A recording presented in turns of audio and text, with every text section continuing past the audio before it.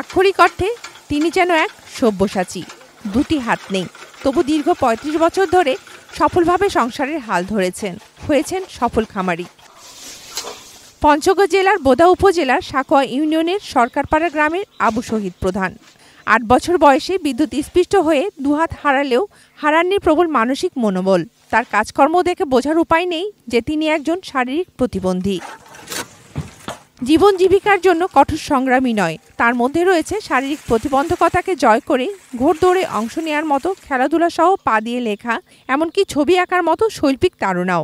লেখাপড়া আমি শুরু করি, সর্বপ্রথম লিখি আমি কলার পাতাতে, তারপর সিলেটে, তারপর মাঝে খাতা কলম দিয়ে লিখি। আমি ক্লাস 10 পর্যন্ত লেখাপড়া করছি।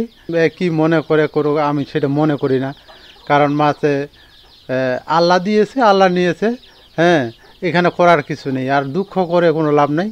হ্যাঁ, যত মাছটা কষ্ট মনে আনবেন তত মাঝে দুঃখ বাড়বে। এই জন্য আমি মাঝে কষ্টও মনে আনি না, দুঃখ আমি করি না। আমি মাঝে স্বাভাবিক মাঝে জীবনযাপন করতেছি। পঞ্চগড় ডিস্ট্রিক্টে কোনো গাধা নেই, এই জন্য মাঝে দেখতেছি যে পঞ্চগড় ডিস্ট্রিক্টে আমাদের মাঝে গাধা বিলুপ্ত হয়ে যাচ্ছে।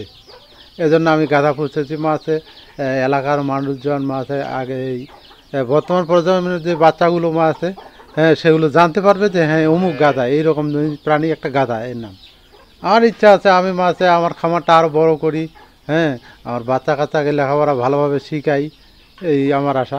দৃঢ় মনোবল আর অদম্য ইচ্ছাশক্তিতেই যে জয় করা যায় যে কোনো প্রতিকূলতা, তার উজ্জ্বল দৃষ্টান্ত এক ছেলে এক মেয়ের জনক আবু শহীদ।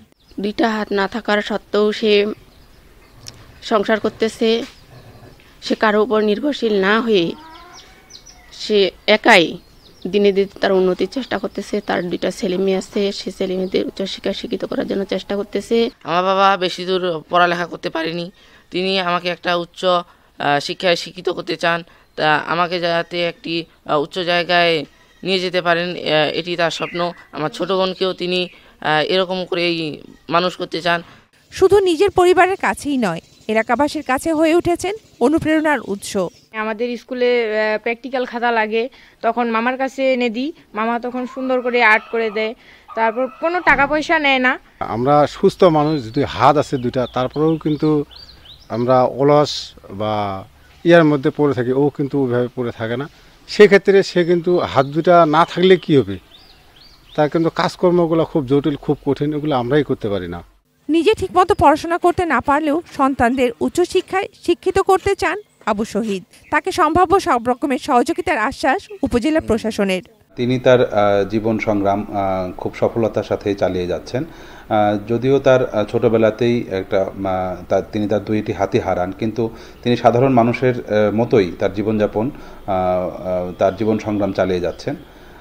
তিনি হাত না থাকলেও তিনি স্বাভাবিক সকল কর্মকাণ্ডই করতে পারেন। বিশেষ করে তিনি ছবি আঁকার মতো কাজও তিনি পা দিয়ে করেন।